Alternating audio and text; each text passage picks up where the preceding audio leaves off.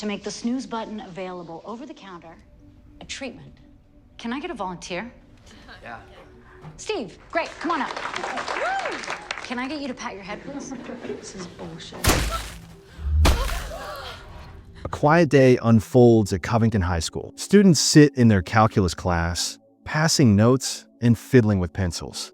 Mara Carlisle, a senior, rests in her seat, already restless. When her pencil drops to the floor, she bends to retrieve it. At that exact moment, her classmate, Caitlin Ogden, suddenly explodes without warning. Blood covers the desks and walls.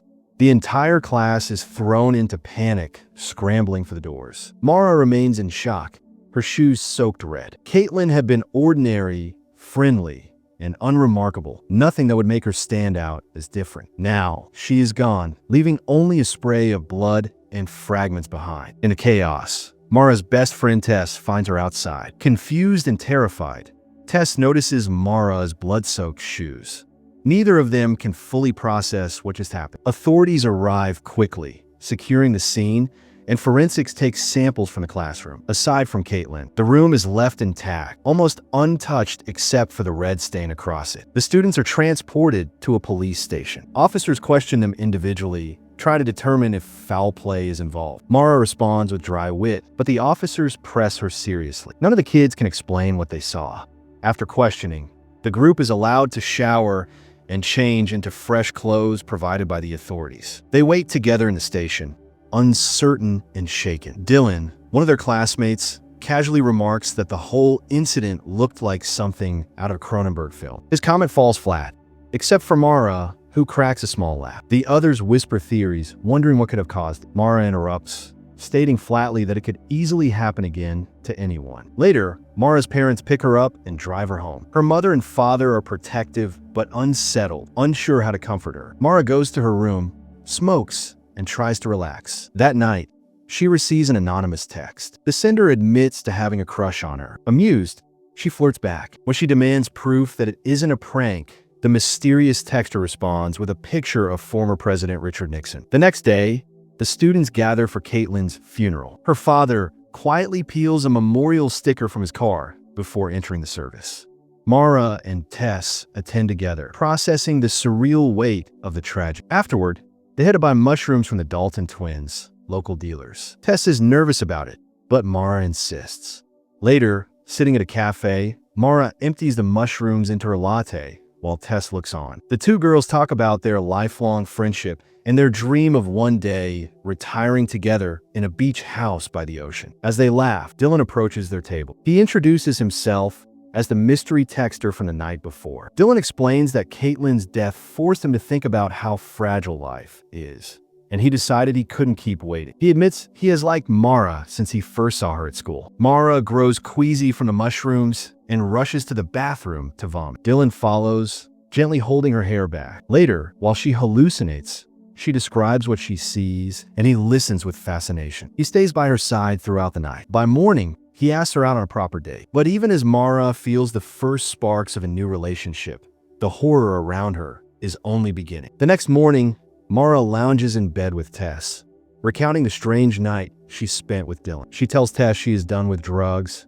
realizing how quickly things can spiral. Tess asks if Mara has cried yet about what happened. Mara admits she hasn't. Tess confesses she cries often, worried about the uncertainty of their future. At school, the atmosphere has changed. Students arrive dressed for the homecoming game, but grief lingers in the air. A makeshift shrine has been built to honor Caitlin. Mara and Tess pause at it before Dylan finds them, complimenting Mara's choice of costume. She came dressed as Carrie. Later, in the library, Dylan and Mara talk more openly. She asks him when his crush on her started. Dylan explains that from the first moment he transferred schools and saw her, he noticed everything she did. He never acted until now, when Mara's comment about the explosion possibly happening to anyone shook him into taking a chance. That night, at the homecoming game, Mara watches the players, waiting for their jersey numbers to align into a dirty word. Dylan laughs at her antics. They share a moment of connection just before chaos erupts again. On the field,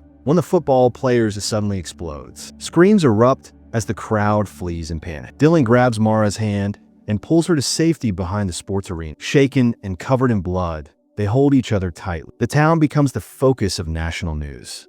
Media outlets dubbed the phenomenon the Covington curse. More vigils are held for the dead students, and the community struggles to find answers. Mara and Tess attend another memorial, listening as classmates share fond memories of their fallen friend. The following morning, Mara's parents deliver unexpected news. The school has been closed indefinitely. They reassure her that they will continue submitting her college applications, insisting she has to plan for a future. Mara listens but cannot help pointing out that her generation's struggles are unlike anything her parents ever faced. That night, Dylan arrives in a beat-up ice cream truck. He bought it cheap, hoping it might bring a little joy to others. He invites Mara to ride with him, and they head to a party honoring the victims. But the atmosphere feels heavy, so the two sneak outside. They talk about how random the explosions seem, whether it's alcohol, stress, or something else entirely. They laugh about the absurdity of trying to guess the cause. Then, in the quiet moment, Dylan opens up about his father's death. Mara listens,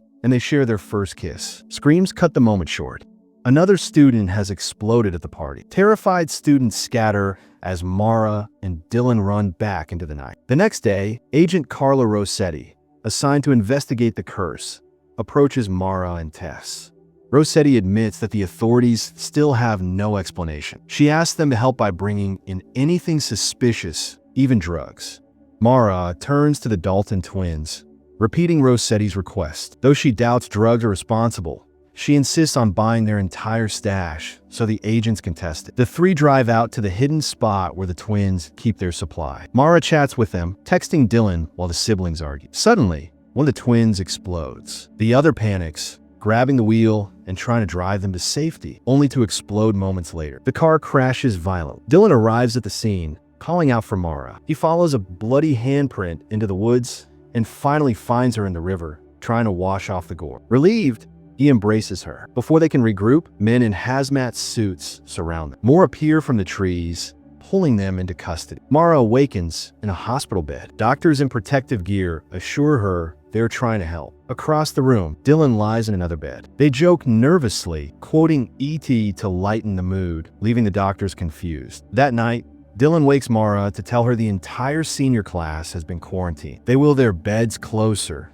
clinging to the small comfort of being together. He calls her his girlfriend, and Mara smiles at the label. But now, the whole class is imprisoned, waiting for answers. And the explosions are far from over. The government sets up a secure facility, keeping the entire senior class under strict observation. Doctors in white coats monitor the students, conducting endless interviews. They ask about dreams, future plans, and emotional states, searching for any common thread. Mara grows frustrated when asked what she wants for her future. She answers honestly, she only wants to stay alive. That night, Mara talks with Tess in their bunk beds. Tess worries constantly, confessing her fear that Mara might explode. She makes Mara promise she won't, though both know the promise means nothing. Tess admits that if Mara goes, she would want to follow her. The next day, the class gathers inside a recreational chamber. Students debate what is happening, some insisting it's a curse, others suggesting science will explain it. Mara jokes about breaking out, but most are too scared. Dylan offers a silly theory, which the group mocks. He shrugs it off, and later he and Mara sneak into the showers, kissing and holding each other for comfort. Soon after, officials organize a presentation for the students. A government representative uses a PowerPoint to explain possible theories and treatments. When Mara asks how any of this actually helps them, the official dodges the question with vague platitudes. The students grow restless, laughing at him. Their laughter dies instantly when one classmate suddenly explodes in front of them. Panic spreads as another erupts during sleep the next night. The deaths keep coming. Doctors attempt new drugs, injections, and pills, but nothing works. Parents wait outside the facility for news, many breaking down when they learn their children are gone. Even the staff grows weary, the endless cycle of testing and death wearing on everyone inside. At last, a small breakthrough emerges. A new capsule, nicknamed the Snooze button, appears to slow the explosions. For the first time, the students feel a measure of relief. After weeks of confinement, the government decides to release them back to their families. Mara returns home to a quiet city stripped of holiday decorations. Her father explains no one feels like celebrating, but when they arrive home, her parents surprise her with a Christmas tree. Together, The three decorated, sharing a brief moment of warmth. Mara's father even returns her vape pen, admitting he always knew she smoked. They laugh and inhale together, trying to pretend life is normal again. Before bed, Mara swallows one of the blue pills. The next morning,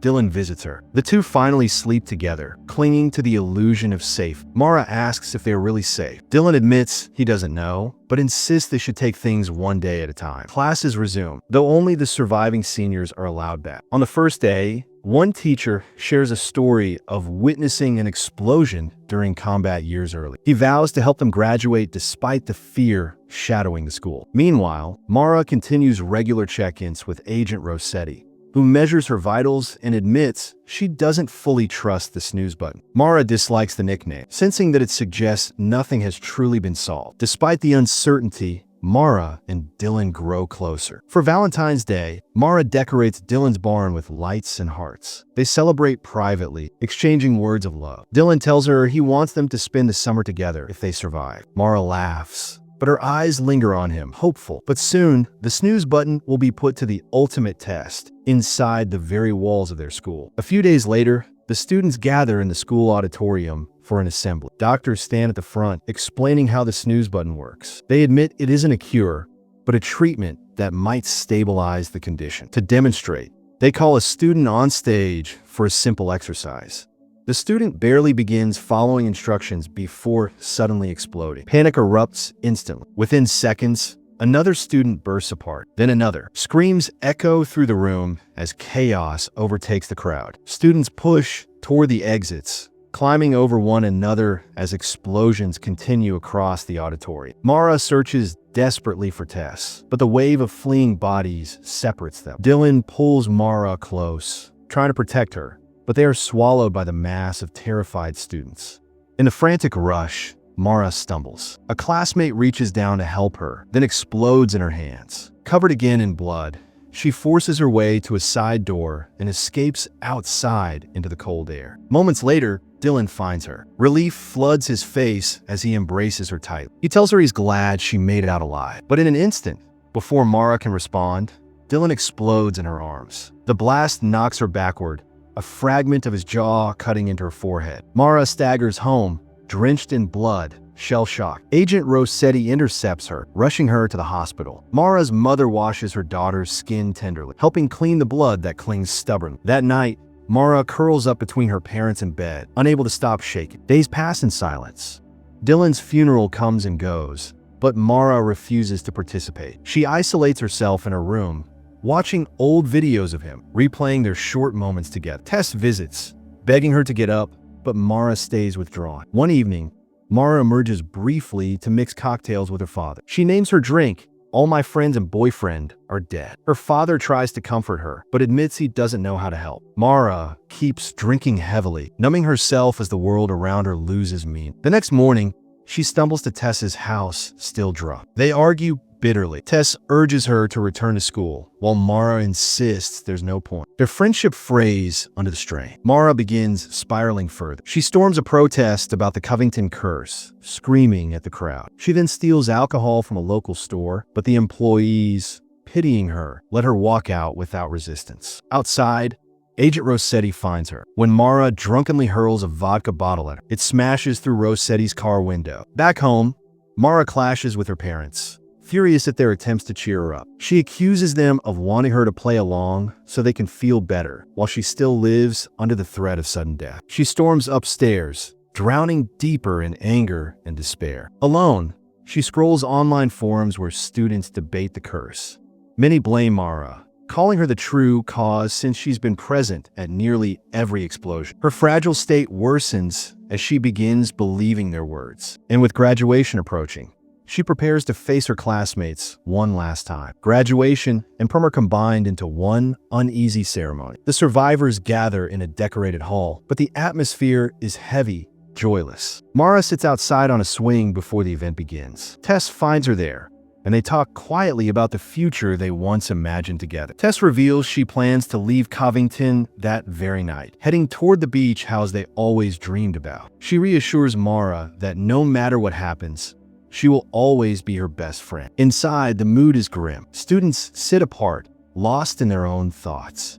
Mara drinks from a flask, stumbling toward the stage when her name is called. She grips the microphone and, half-dazed, apologizes for being the curse. She says she is sorry for killing everyone, sorry for causing pain, even though she knows she cannot control it. She admits she hates herself for everything that has happened. When the next girl steps up, she echoes the same words, sorry for being the curse. Mara boos her bitterly. Soon others follow, each one claiming responsibility, each one carrying their own guilt. The confessions reveal how broken and confused they all are, searching for meaning in tragedy. Later that night, Mara wanders to the cemetery. She kneels before Dylan's grave, pressing her forehead to the stone. She whispers that she loves him too, words she never got to say while he was alive. She lies down across the grave, exhausted. Dylan's mother finds her there. She lies beside Mara on the grass, and the two share their grief. Mara apologizes for missing the funeral and recounts the first night she spent with Dylan, when he held her hair while she was sick. Dylan's mother admits he told her about that night too. Mara asks if she ever thought Mara was bad news. The mother shakes her head, saying she only saw a girl in pain who didn't know how to cope. Mara confesses that she feels like she is dying every day, terrified that she could explode at any moment. Dylan's mother listens, then tells her that life sometimes feels that way, even without the curse. She says none of the kids deserve what happened, but despite everything, life has to keep going. The next morning, Mara returns home. Her parents wait for her, anxious but forgiving. She apologizes, and they embrace, finally reconcile. In time, she removes the bandage on her forehead, touching the scar left by Dylan's explosion. The wound remains, but she begins to carry it differently. Months pass. Without warning, the explosions simply stop. No cure, no explanation, just silence. 31 students are dead by the end of the school year, but Mara survives. She meets Rossetti one last time, thanking her as the agent leaves town. Mara continues taking the snooze button pill, though no one knows if it matters. When it is time to leave for college, Mara packs Dylan's old ice cream truck. Her parents hover, worried it might not be safe, but they let her go. They hug her tightly, then watch as she drives away. Passing Covington High, she sees workers preparing to demolish the building. Mara reflects on everything that has happened. She doesn't know why she lived while others did. She realizes the only lesson is that death is inevitable, and the only choice is how to live until it comes. She imagines a future, dating, marriage, even becoming president. She imagines herself and Tess in the beach house, growing old together as they once dreamed. For the first time, Mara feels unafraid. She accepts that she could die at any second, but until that moment comes, she will live.